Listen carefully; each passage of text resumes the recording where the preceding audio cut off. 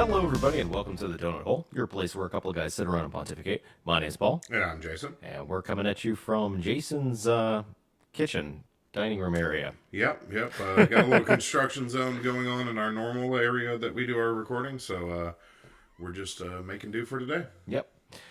It is the 18th of August, 2019, and I guess let's go ahead and jump into the news cycle, I guess. Sure. Kind of cover some stuff that we're going to talk about today. Going to try to keep it not too domestically political with a little bit thrown in, but mostly talking about some other stuff today. But we are going to start off with some politics. Apparently, in Portland, there was a bit of a clash between the Proud Boys and Antifa. Yes. As usual, Portland, Oregon, being a hotbed for Antifa activity, I believe the Proud Boys had planned a rally there, and of course Antifa showed up. This time, though, I will give Portland a little more credit than normal. They did apprehend some of the violent offenders on both sides, and instead of like last time they just allowed a journalist to be attacked, they did apprehend some folks and keep the violence to a minimum this time. Oh, that's good. Small baby steps here, right? Yeah. Let's keep going. In other news, of course, the one thing that has kind of replaced all the Facebook memes as far as Area 51 have been the Epstein memes on Facebook. Yeah. Because it seems that no matter where you fall politically, whether you're on the left, right, or center, everybody's pretty much of the mindset, with the exception of the mainstream media, that Epstein was killed in prison. Yeah, like you had said earlier, either hashtag Trump body count or Clinton body count, although I do find the hashtag Trump body count kind of funny because that was just made up out of nowhere. Yeah.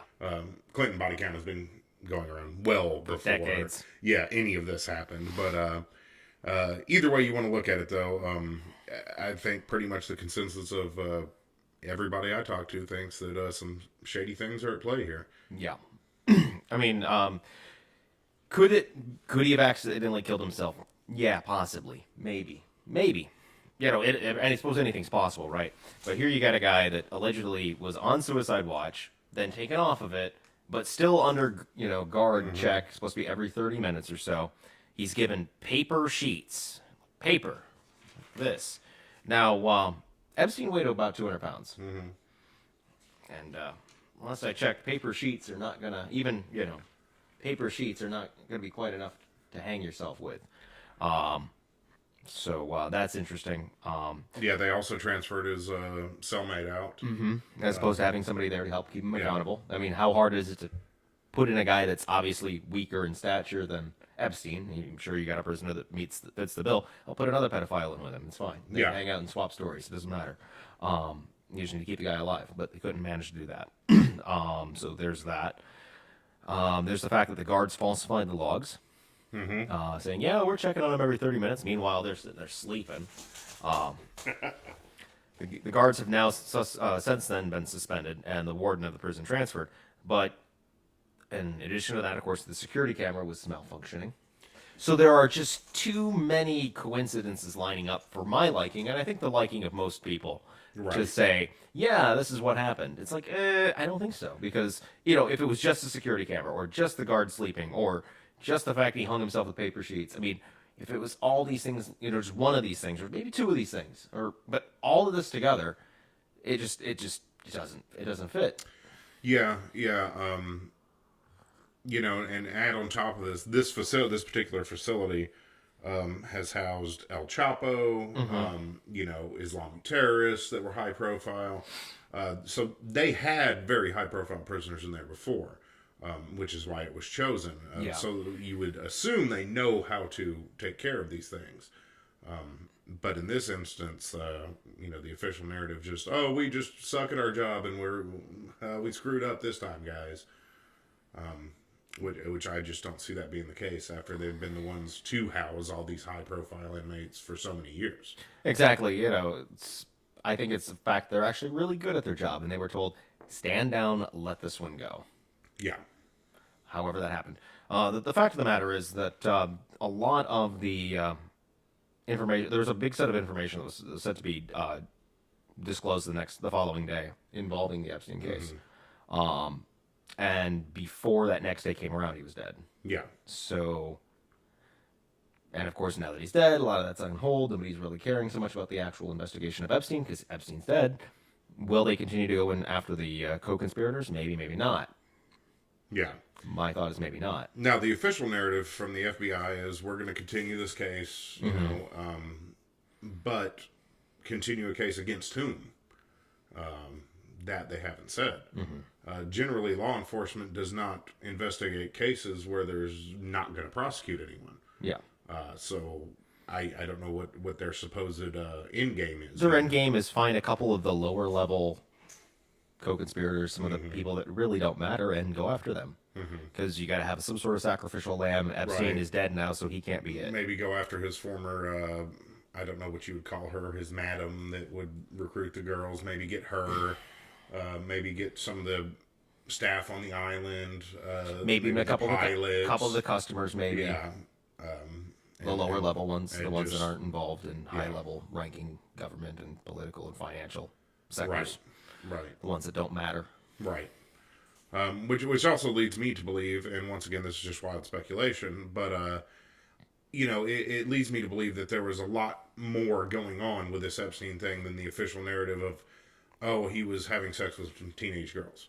Because let's be honest, if all these rich guys wanted to do was go have sex with a 16-year-old girl, they could go to Mexico and get a prostitute. They could go to there's many places in the world, because all the ages of the girls they said on TV were 15, 14, I think was the youngest. Well, let's be completely honest about this. I know it's shocking to a lot of people, but there are a lot of countries where that's completely legal, particularly in Central America, South America, Mexico. Mexico's age of consent is 12. Yeah, China's is actually 13, but there Yeah. are other laws that kind of go after So other things. I'm thinking for them to pursue it in this manner, and for the rich clientele to be going there, I'm thinking there's something much more nefarious going on, and that maybe the girls range much younger than what the official narrative is saying. That's a possibility, but either way, this is stinking of government elite and government and elites kind of cover up. And the question is just how deep does this go? Yes. You know? Right, and that's what leads me to the suspicion about the official narrative to begin with. You know, these rich guys don't have to go to Epstein's island to, you know, have sex with a 14 or 15-year-old girl. Yeah. I think there's much deeper going on here. I think the ages are probably much younger. I think the abuses are far more egregious than what has been reported. Well, I think there's probably murders involved with it too. As well. Right. That's why I'm saying I don't think it's as simple as, hey, some guys paid to. I mean, because let's be honest, rich people go to foreign countries and do, you know, stuff with young girls all the time. We don't hear about it on the news. Even when they do get caught, you know, they kind of sweep it under the rug. I'm thinking that this is much more shocking. Yeah, it's than probably what they like would they have had, you to believe. Yeah, they probably had like 12-year-old prostitutes. Yes. And they were doing Yeah. hardcore S&M stuff, and then one of them got killed, and it's like, oh, we're just going to Right. dump the body in the ocean, Right. forget about it, you know, things like that. Or Probably. they're drugging the girls. Oh, and that's a it's- guaranteed. You know, that was a and thing. it's not just a consensual prostitution thing, that there's rape involved Mm-hmm. and things. I think it's just much more shocking than what the American public would know right now. Oh, I concur. I would imagine it is as well. Which actually brings us to another fun thing. Actually, something I didn't write down that I think we should probably talk about. There was a movie called The Hunt. It was supposed to be released by Universal Pictures. This kind of ties into the whole goofy elites bit, because in the movie, obviously, some of you may or may not be aware of this. There was a movie to be released by Universal called The Hunt, in which political and social elites would basically be able to hunt normal people. Yes. Oddly enough, the normal people that they were allowed to hunt were called deplorables, which Yeah. was pretty funny. At least initially, I don't know if they changed it for the final release, but that was part of what it was originally about. Well, yeah. When I was watching the, I actually looked up the trailer when you mentioned this, and you know, they showed this guy talking about, oh, these deplorables and whatnot, and they said, hey, don't worry about it. This weekend we're going to the hunt or what have you, you know, to kill them. So, you know, pretty shocking. Now, I can't really definitively say what the movie was trying to parody, because it could have been a parody of both sides, if you think about it. Because it could have portrayed the people who are against the deplorables to be terrible murderers themselves, and, you know, be worse than, or so I'm not really sure, but either way, just pretty messed up world that they would release a movie like that to begin with, where, you know, there's obviously going to be people in the public cheering them on. Yeah, kill the deplorables. That's pretty shocking. Yeah. And actually, I don't think it's thankfully they pulled it. They did pull it because of the recent shootings that had happened. I guess to try to mitigate violence or potential violence and outcry and backlash. But honestly, I think it's a shame that they pulled it because honestly, it shows the true intentions of some of those on the left these days with how they really feel about, especially since it's a Hollywood creation. Yeah. So, And the thing that bothers me most about all this kind of stuff is you've got the elite training a certain segment of the population to hate the rest of America, particularly rural white America. And they're training them. At this point, news, even on the major, forget about cable networks, even on the major networks, ABC, NBC, CBS, that is one thing Donald Trump is right about. It's fake news. It's all opinion now. There is no news involved, and they're training an entire generation of people who think they are savvy and sophisticated to hate a large segment of the U.S. population, and then they justify them hating them by saying, "Well, they're hateful, so you need to hate them." So it's a very dicey situation with all this. Once again, like the whole Antifa and the Proud Boys saying, we need to be bringing the temperature down, not raising it. And a movie like this would only raise the temperature even more. well, I think it would, but I think it would also expose a lot more to a larger audience because let's face it, half the people don't pay attention to media, like the news these days anyway. Yeah. But they do pay attention to stupid Hollywood movies and music and crap like that. So that would be a way to reach an audience that maybe is not completely woken up and paying attention. So that's why I say it's kind of a. Oh, to use the word woke, that's pretty. Well, I meant in like I know, awake, I know. not. Yeah. But yeah, you have a whole generation of people that think to use the word woke, to be woke, is basically to listen to the official government and media narrative, which is frightening to me. It's think for yourself, people. Not everybody who's against the leftist agenda is some kind of racist deplorable. Not everybody who votes Republican is a racist white man. As a matter of fact, talking about the Proud Boys once again, they have a very large black and Hispanic membership as well. So, just think for yourself and don't buy the official line of any of this stuff. Yeah, don't even just listen to us. Go out there, look into it yourself. You're gonna have to do some digging because as the media has been kind of less and less accurate with the news coverage, you have to dig harder and harder. Honestly, for domestic U.S. news, I've found that by and large, RT, believe it or not, the Russian news outlet, is actually very good at covering U.S. domestic news. Now, they're garbage at international news, don't get me wrong, except for maybe some of the economic stuff. But domestically, they're on point. They follow the U.S. cycle pretty well, and they're going to give you probably the most fair and balanced perspective because they're equal opportunity bashers of the political system in the United States. They bash on the left, they bash on the right. Yeah. So you're getting a pretty I've accurate. seen op-eds on RT from extremely left-leaning folks, and I've seen op-eds on RT from extremely right-leaning folks. They really do a good job of that balance with their op-eds too. Yeah. So there is that. Anyway, guys, we're going to take a quick break. We'll get back to you here after the commercials.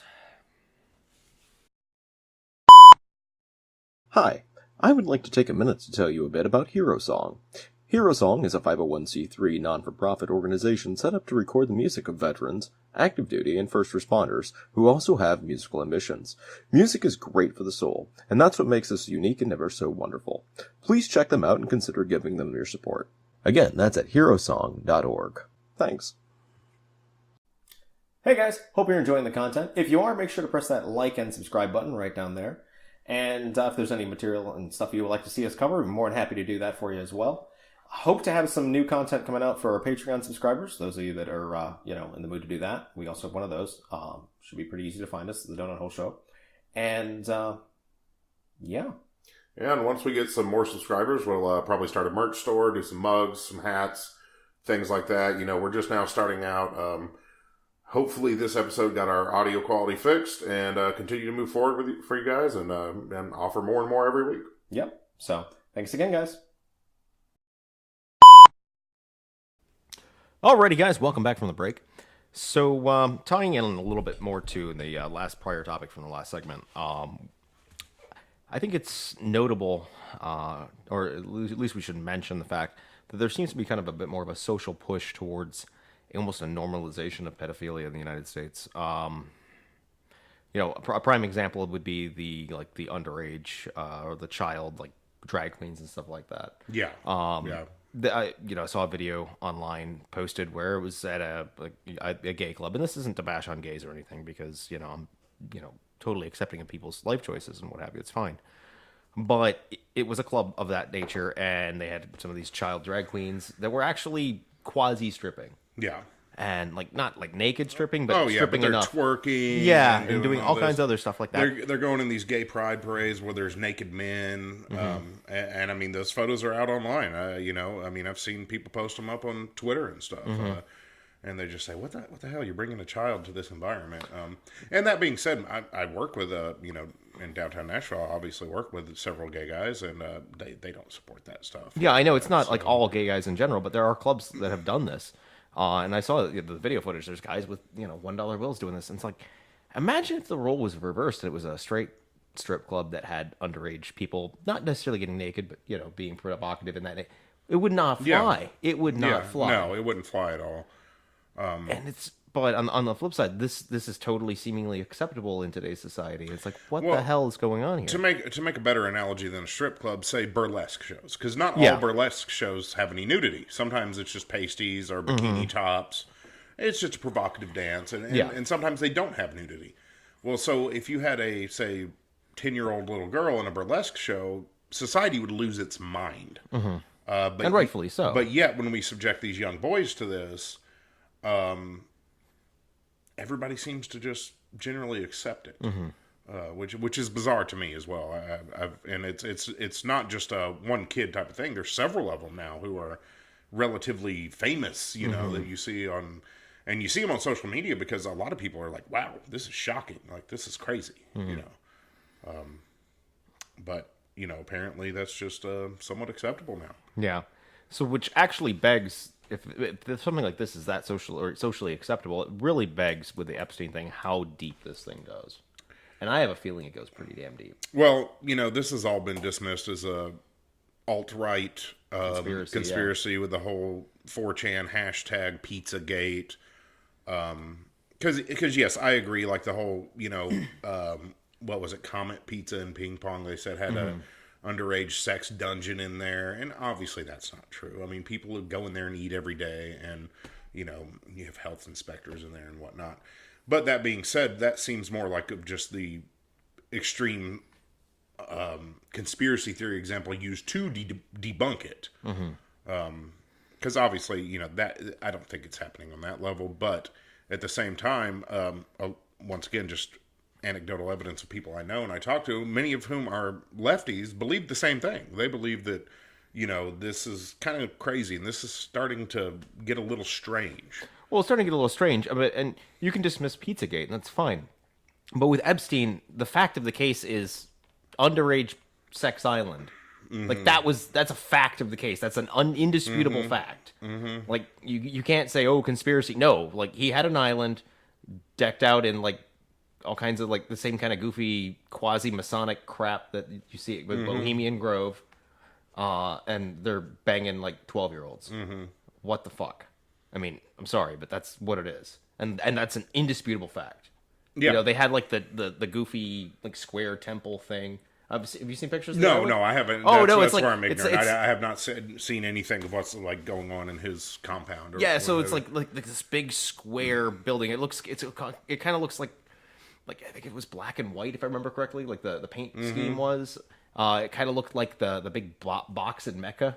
Yeah. With some other weird goofy statues and stuff. Like to some weird sex gods and shit. It's fucked up. Like this is a thing. Like this is an indisputable thing. Yeah. Like there's photos of the place. You can actually search them out online. I'll put a few of them in the video when I do the post production here, so you guys can see what I'm talking about. But it's like these are indisputable facts of the case. You can't say, "Oh, conspiracy theory of the sex island." No, Right. like, there was a sex island. There Right. was pedophile island. That was a thing. So yeah, you can only scream conspiracy so far with this one. I'm sorry, but and at this point, I think we're all Alex Jones and Epstein. He put the stuff in the water to make the frogs gay. That's about where it is, because this isn't a conspiracy. This is legit. Yeah. Yeah, and at the end of the day, like most everything that we hear from the media, it will probably just disappear. Oh, you damn well it will. What's going to end up happening is this is going to be in the news kind of right now. Everyone's talking about it, but it's going to disappear as fast as the Area 51 shit when the next stupid thing comes along. Whether it's another mass shooting, Yep. whether it's the economy tanks because of the trade war with China, whether it's whatever the hell it is, when Bernie Sanders dies of a heart attack on the campaign trail, doesn't matter. There's going to be something else that pops up in the news cycle within the next 2 weeks. Mark my word, that it's going to make this Epstein thing just kind of go poof, Yeah. and we will never hear Well, shit and, about and it. that's the problem with the 24-hour news cycle is regardless of whether it's done on purpose or not. Because a lot of people say, well, there's no conspiracy. They're not trying to distract you from anything. Okay, fair enough. There's still a basic problem with the 24-hour news cycle that we are so distracted and on to the next thing so fast that none of these news stories even mean anything except to get people's hackles up. They just get, they get angry about something, hashtag gun control, hashtag whatever. And then 2 weeks later, everybody's forgotten about it because we're talking about some other stupid shit. And that's a big problem. Regardless whether that's a conspiracy or not, the fact that we have a 24-hour news cycle where it's just constant outrage, constant news story of whatever it may be, it's ridiculous. Yeah. Alrighty, let's switch gears a little bit. So obviously there's a bit of an issue in Hong Kong right now. And now for those, I'm going to give you guys a little bit of a background information on what's going on. I think I probably did in prior episodes, but to fully disclose what's going on. There was a rapist that raped somebody in Taiwan, went to Hong Kong, and Hong Kong could not extradite the person back to Taiwan due to the fact there's no extradition ruling in place. So the Hong Kong government proceeded then to try to draft up some legislation that would allow extradition to Taiwan. Now, because Hong Kong is a Chinese territory now, a special administrative region after the 97 handover, the ruling would basically be that Chinese courts could also be included in this extradition deal, and that anybody that the Hong Kong or the Chinese mainland Chinese courts would come up with say, oh, we want to extradite somebody from Hong Kong. And it could be, in that instance, like a political protester. Now, theoretically, in the bill, there was supposed to be something saying it wouldn't be political crimes, but it could just be, oh, we need them in court for jaywalking, and then boom, oh, now you're arrested for political crimes once you touch mainland Chinese soil. So, obviously, that is what has initially sparked the protests in Hong Kong, for those of you not paying attention. Because this basically meant that people in Hong Kong were no longer safe from the reach, no longer out of reach of the Chinese government. They would not be safe. And even Taiwan has said, yeah, while we want to get this guy who's, a terrible person, we don't want this either. Right. Yeah, you guys, they stood with Hong Kong on this. So the Hong Kong people protested and protested and protested. And eventually the Hong Kong executor, which kind of gets the governor or governess, I think she's female, of Hong Kong, has basically said, okay, we're going to shelve this.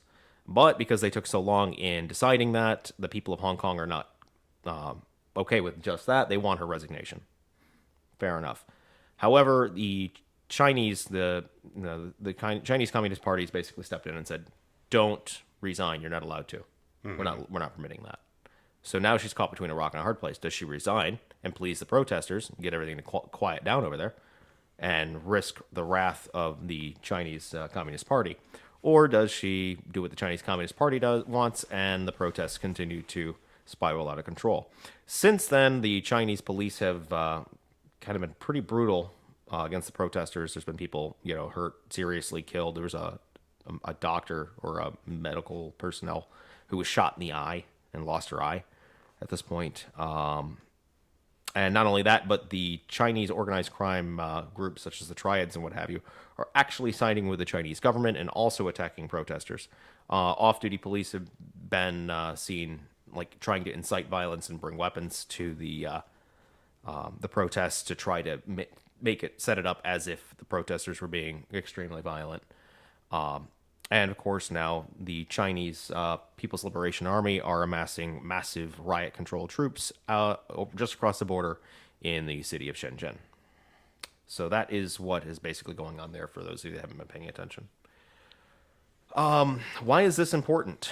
Well, it's very important, I think, because in 1997, the British government handed control of Hong Kong back over to mainland China. Said, okay, we're giving this back to you. This was a British held territory since the Opium Wars in the 1800s. So been under British control for a long time. British lost it a little bit during World War II when the Japanese invaded, but aside from that, it'd been pretty much exclusively under British control. And as such, Hong Kong had developed the kind of Western liberal, societal values of the West. And when I say that, I don't mean in like a, obviously I mean like in the classical sense of like John Locke and what have you. People having rights and what have you, actual liberties. And the rule was that the UK would hand Hong Kong back to the PRC, but it would remain under a treaty known as the One China Two Systems policy, in which Hong Kong is now part of China, but China, aside from hoisting a red flag and stationing a small garrison of troops there, leaves it the hell alone. They operate with their own immigration services, their own police force, their own government. Everything is the same for the next 45 years. Well, we're only 20 some odd years into this agreement, and now clearly the Chinese are starting to intervene in the two systems part to kind of make it one system. So this is a direct violation of that agreement. Frankly, in my opinion, making it null and void. And why is this important? Because, well, for one, people's human rights are being completely violated here. So that is a big problem. Two, it's just further emboldening the administration of Xi Jinping, who is at this point starting to become not only a regional but global bully on the geopolitical stage. And I think it's China's increasing authoritarianism and trying to exert more and more influence on the international stage. It's kind of like Putin with the whole Ukraine thing. You let him get away with this, they just push that boundary further next time. Yeah, and it's like Putin with Ukraine, but way worse. Because with Putin, it was mostly the Crimea thing, and then Crimea actually wanted to be annexed. So, like, that was the will of the Crimean people. There was ethnic Russian people involved that wanted to be part of Russia, and a little bit more history there as far as the region. But it's not a good thing. And rising authoritarianism in China, most people don't seem to really care about in the U.S. I don't think people really even know what's going on over there, or just your average Joe walking down the street. They may have seen a clip of it, but they don't know the facts that you pointed out, and it's not good. And the fact that people are saying, "Oh, don't put any economic tariffs on China," which Trump's doing that for complete other reasons, which is his reasons are stupid, but But all in all, it's not a bad thing because China does need to be punished for this a little bit. And how do we do that as an international community is through economic means first. And, seeing if that works, because obviously you don't want to use military force except as a last resort, but you use economic means. But, back to why the UN is such a joke, we've talked about it on previous episodes. People like China sit on the Human Rights Council. People like Saudi Arabia sit on the Human Rights Council. So we can't really trust the UN to help take care of this problem. The UN doesn't do anything. No. Which is why the Western countries that do trade with China have to draw a hard line and really make them feel the economic pain from these types of behaviors. But I don't see that happening. Yeah, I don't either. However, that said, if it comes down to it, and I will be on record to say this, if it comes down to military action as the last resort, and that is what ends up happening, I, for one, will volunteer in the case of Hong Kong or Taiwan, especially Taiwan, more than likely Hong Kong as well. So I'm going to go say on record, I will go down to a recruiting station. But I don't think that's going to happen. I hope it doesn't. I hope to God it doesn't as well. Hopefully this can be resolved peacefully and everything can work itself out the way it's supposed to. Yeah. But if it comes to it, this would be one of the few instances where I would. Yeah. And I don't think I have much choice in the matter. And it also just goes to show you that, a lot of these ideas, like you said, the liberal ideas, classic liberal ideas, don't mesh with the authoritarian ideas of a regime. Well, I mean, you can say they're not communist anymore, but they're politically communist, but they abandoned the socialism economic model. They're capitalist communists. They're fascists. Which is, yeah, it's basically capitalist authoritarianism. I guess you can't really say that's communist because without the socialist economic model, you don't have communism. No, it's fascism because it's just enough government control and meddling in the economic sector, just enough, and political authoritarianism. So it's fascism. Like China is a fascist country now. It's not communist by any stretch of the word, other than the fact that they have a red banner and still like to use like old Soviet iconography. Right. Can't get the word out. Which they're just doing that to further their authoritarian agenda. It has nothing to do with the actual Marxist agenda because there is no Marxism. As a matter of fact, actually, hardcore Marxists in China, like this is a problem somewhat for the regime there with the some of the student movements in China. Sometimes they get a little upset because they're not very Marxist anymore, and the government's like, "Yeah, knock that off." Yeah. Which is pretty funny I've coming heard from that the too, communist that country. There's been a lot of youth in the universities trying to get back to the Marxist model, and the government's not very happy with that because obviously the Marxist model for China was never worked economically. No, it was the Great Leap Backward. Yeah, and when they started to liberalize their economy, they started getting rich.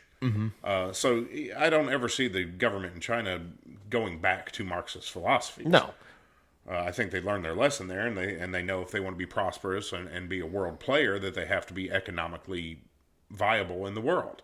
And Marxist policies aren't going to get them there. And not only that, that's what has actually seemingly brought some support and a little bit of credence to the Chinese Communist Party is the fact that they've basically all but abandoned communism and have adopted a Western or somewhat Western economic model. Yeah. And it's brought 2/3 of the population out of poverty.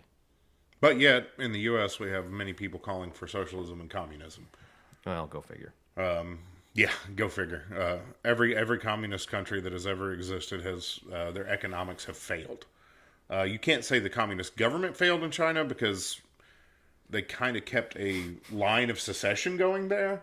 But as far as an economic model, you can absolutely say it's failed everywhere it's ever been tried. And the Chinese, I will give them credit, were smart enough to recognize that.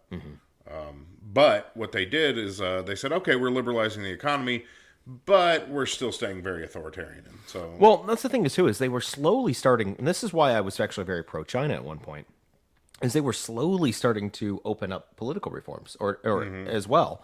And things were starting to be on the upswing. Things were starting to look good. I was very excited to see what China had in store.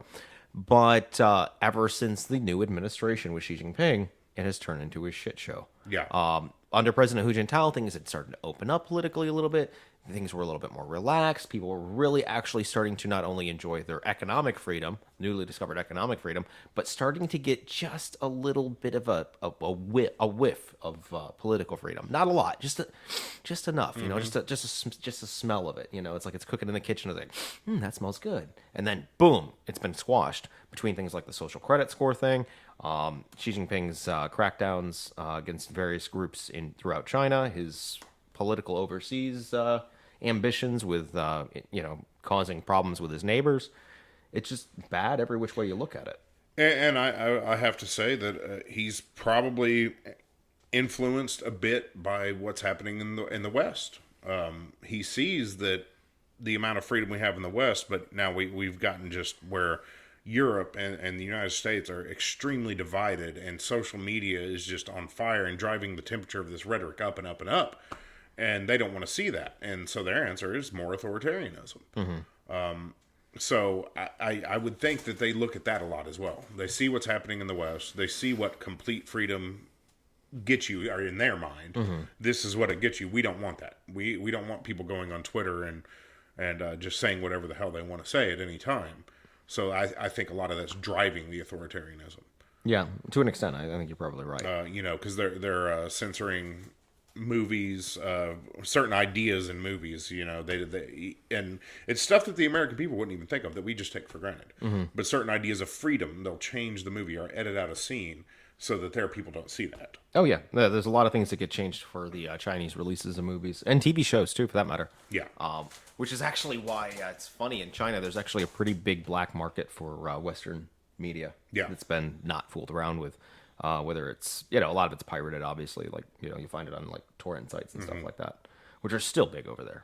So people are downloading the latest season of whatever TV shows trending here in the U.S. and watching the uncut version, usually still in English. So usually it's people that speak English to a degree, so they're watching those TV shows to kind of. And that being said, the Chinese government and Chinese businessmen, I've actually heard Chinese businessmen say this to me in restaurants, or heard it third hand through businessmen. They basically get drunk and tell businessmen, we're using your Western values against you, and we're going to own your whole business in about 20 years. Oh, I've heard things like that too. So, which is another thing why we don't need to engage with them on such a nice level, because they, much like Islam, are very bent on using Western values, our ideas of freedom and all this, and against us, and they will do that. They will use everything they have in a business model, particularly in China, and I've heard businessmen tell me that they will just tell them like, yeah, we're gonna use our cheaper labor and we're gonna use your own values against you. Yeah. Well, I'm pretty sure that by this point, I'd have to double check the sources, but I believe Xiaomi has just overtaken Samsung as the second largest cell phone producer in the world. With Apple being the only one that's slightly outpacing them. And that's just one Android, provider. Yeah. So, yeah. Yeah, it's not a good thing, and that is where in the West we do need to be a bit more cautious of authoritarian systems. This idea that all cultures and all systems are created equal and we just need to respect other people's culture. No, I don't respect a culture that does what they're doing in Hong Kong. I just don't. They're not equal to our culture. We are more free and accepting, and we've got to get that. It's a very modern attitude to say, well, we're all equal. Our ways are just different. Well, no, it's not equal when they're doing what they're doing in Hong Kong. Well, like again, I have plenty of respect for the Chinese culture. I don't have a lot of respect for the Chinese political system as it is currently. Well, that's what I'm referring to, the political culture. Or another example would be Islamic culture with the way they treat women in Saudi Arabia and whatnot.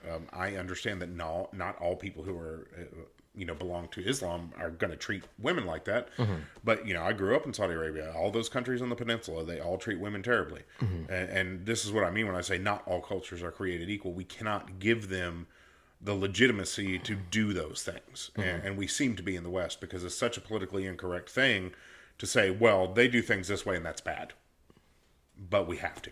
And we're seeing that with China right now, and we're just kind of letting it happen. Yeah, well, I think you're not even to say you don't even really have to even go out as far on a limb and say that's bad. Well, that might be the case. You could just say that this is not compatible with our values. Right. Even if you want to be as non-confrontational as possible, you could say something to that extent. These are non-conforming and these are incompatible with our values. Yeah. That's basically saying that should be enough. Right. Which is why I hate the term multiculturalism, because multiculturalism just leads to destruction. Well, because then there's no rules, everything's subjective. Right. We can say multiracial, absolutely. Multireligious, absolutely. But multicultural, we still do need a common culture of what's acceptable and what's not.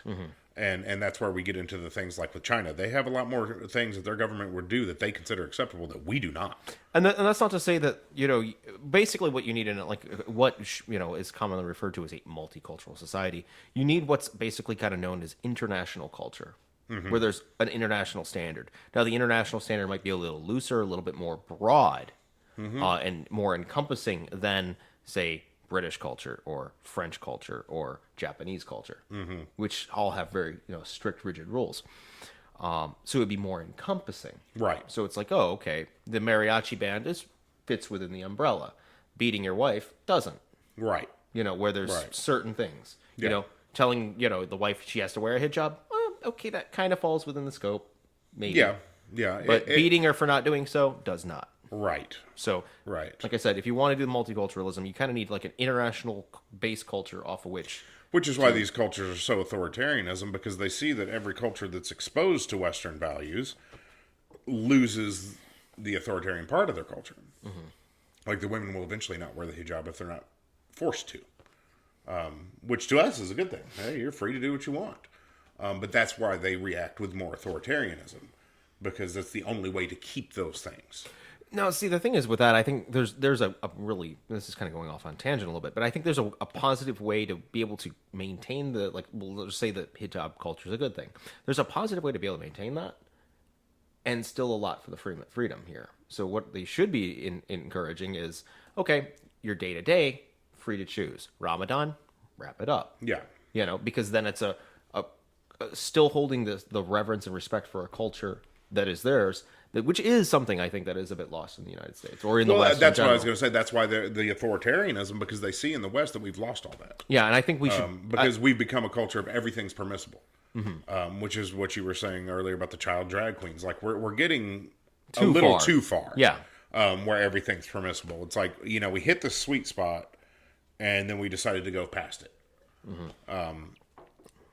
Because, you know, now it would be like where I work, they don't allow people to have, like, you know, obvious piercings or blue hair because we're a nice establishment. But you'd have a lot of people that think that's crazy. You know, that's draconian. Well, you have to draw the line somewhere. You know, we're a customer service establishment. I mean, do what you want to do. If you want to go put on a blue wig in your private life, nobody really cares. But, you know, we do have to have some sort of standards. And I think in the Western world, we're losing that. And I think that's why a lot of other cultures don't want to be exposed as much to ours. Because if you don't think they see child drag queens and they're like, what the hell's going on there? You know, they do. They see that stuff. yeah. And that's where we're not creating a good example. You're right, and that's actually where we're unfortunately causing more of this garbage to go down, which will ultimately bring about the demise of the West. Yeah. Because if you don't think for a moment that China could very soon, within the coming decades, overtake us, you're sadly mistaken. Yeah. Especially the way things are projected. That's kind of why I brought up the whole multicultural and all these differences, because I see that the West does drive a lot of these authoritarian behaviors because of the chaos we have in the West is frightening these authoritarian regimes, and they say, we don't want that here. We don't want to replicate that, so they become more authoritarian, which is not the correct answer. That's obviously wrong. But they're definitely not going to follow our example right now. Because we're not leading a good example. Right. We're not living that example that Yeah. we should be. You know, when we have, you know, like we were talking about the Antifa and the Proud Boys, what the hell were they even fighting for? You know, I mean, in reality, they're basically fighting over a bunch of memes and Twitter conversations. Pretty much. You know, and you know, the Antifa would say Donald Trump, and well, what has Donald Trump done that is, you know, oppressing the freedom of Americans? Absolutely nothing. You can disagree with his policies. I disagree with his gun control policies. I think his policy on China is too soft, as far as politically. But does that mean that he's a fascist? No. It just means he's a doofus. There's a Right. difference. Yeah. Right. And of course, right now they'd all bring up the immigrants at the border. But hey, guess what? Obama was still the number one leader of deportations in the history of America. Period. Donald Trump is not even on pace to get close to what Obama deported. Obama's the one that started the child separation thing, actually, which was not his fault. It was a court decision. ruling, yeah. So you can't use those things to say that America's going down this path, because that's simply not true. We just have two groups of doofuses fighting about a doofus. That's basically what it is. Is two groups of morons fighting about a moron. Yeah. You couldn't be said more clearly and better. And there's anyway. just nothing there. There's nothing there. Nobody's freedoms have been curtailed. As a matter of fact, in the U.S., we're probably more free than we've ever been. You know, you look at the history of like FDR, you know, confiscating gold from people because the economy was crashing. FDR throwing people in concentration camps. If you will. Yeah, things like this. And once again, I don't want to hear about Isn't he a Democrat? I don't want to hear about the illegal detention centers. That has been going on for many, many years. That is not a Donald Trump thing, so I don't want to hear about that. And don't liken it to throwing U.S. citizens in a concentration camp, because it's not the apples same. and oranges there. And so there is no curtailment of our freedoms like there has been in the past. No, I'll tell you what. If we ever got to a point where we're throwing either American citizens or permanent residents, legal permanent residents, in a fucking camp, you could bet your ass I'm going to blow some buildings up. But none of that's happening. Like seriously, You know, I'm on record of that. I don't give a fuck. you know, U.S. Secret Service, you're watching this, I don't care. I'm on record. You start rounding up American citizens or legal resident aliens and putting them in camps, I'm coming for you. But now that's happening, you know, and that's what it's, you know, we just have a bunch of people because of the freedoms that we can say whatever we want. And, you know, the old saying, the squeaky wheel gets the grease. Yeah. So it's all these people screaming the loudest, and then they're influencing other people who may be not so bright, and they start believing that what they're saying is true and what have you. And then you get these Proud Boys and Antifa, you know, going at it with each other over essentially nothing. Yeah. I mean, I would be. I mean, anybody name me a policy that Donald Trump has done that's made the U.S. less free for citizens and legal residents. Bump stocks. Well, once again, that's why I said I disagreed with him on his gun policy. So, you know, and they could say the travel restrictions was a Muslim ban, although there's well over 50 or 60 countries that are considered official Muslim countries. Well, the largest Muslim country in the world was not included in the ban. So, Yes, and that would have been, and there was only Indonesia. So you know, I think it was only a small portion of Muslim countries that were put on the list. So I don't buy that narrative either. well, I think there was another country or two that were on the list that were not Muslim countries Correct. as well. Yeah. So no, it was just Yeah. countries that, you know, are terroristic or very hostile to the United States. Or failed states. Yeah, failed states. You know, for example, Somalia is a failed state. There is no, I mean, we can vet all the people coming from Somalia all we want, but there's no way to vet them. It's just completely failed state. Yeah. Well, it's not entirely true because there's Somaliland in the north, which isn't officially recognized, but they're actually doing a decent job. Yeah. And then there's Mogadishu capital, Yeah. which is the rest of quote unquote Somalia, and they're doing okay because they've got like a city to look after. Yeah. And the rest of the country is wild open no man's land, ridiculous Yeah. craziness going on. So once again, like I said, these policies that, you know, and people are so afraid of Republicans, and you know, they're always talking about the right wing. Well, abortion restrictions have been lifted under Trump, not because of Trump, but because of states doing it. Now, the Alabama thing's never going to go into effect. It's not an enforceable law. A lot of these other abortion restrictions that have come up in the South are not going to be enforceable, which once again is not because of the federal government, that's state government. So we're kind of getting off topic there, but that's what I would like to anybody to point to me and say, how are we less free today? I can point to how Obama made me less free because I was on Obamacare for many years, and that was awful. Yes, it was. I basically had to pay a lot of money in case I had a broken leg or a heart attack, but couldn't go to the doctor because I just had to pay 100% of the cost. Yeah, and then I got butt fucked on it because before gay marriage was passed, I was able to be included on domestic partnerships. But as soon as that was passed, and I say passed in quotation marks because it was obviously judicial fiat, that whole thing went away. So now, oh crap, what I've been doing for healthcare all this time is now gone and no longer even an option for me. So now I have to go into the marketplace and find it. I found a creative solution and just said, deuces, I'm out, got on an airplane. Because then I'm exempted. So that works. That's kind of what I did. For most of it. I think our libertarian solution to begin with should have been that the government should have said, you know what, you're right. We have no business being in marriage, period. And that should have been the solution. But of course, no. We had to just muddy the waters even bigger. Oh yeah. And that's the essential thing that I really would wish the youth would get through its head nowadays is the government is never the solution. It's always the problem. Pretty much. And if you argued, okay, gay people didn't have the same rights, say, okay, well, how about anybody who wants to go to their religious establishment or their local city or state and get married? That's fine. But the federal government, we're out of it. We're done. We're not saying yes or no. We're just not, it's none of our business what you do. And that's the answer I would have liked to have seen, is it's none of our business what you do. But instead, we did not get that. Yep. Good times. Yeah. Well, Jason, is there anything else you want to get to on today's show? Nope, that's about it. Alrighty. Well, in that case, thank you guys for joining us. If you like what you're hearing and watching and seeing and all that stuff, make sure to press the like, subscribe button, and the little bell notification over there in the corner if you're on YouTube. Maybe we should start cross-platforming this because we're probably going to be kicked off YouTube pretty shortly, I imagine. Yeah, probably. Yeah. Like everybody else. Anyway, like I said, thanks for joining us today.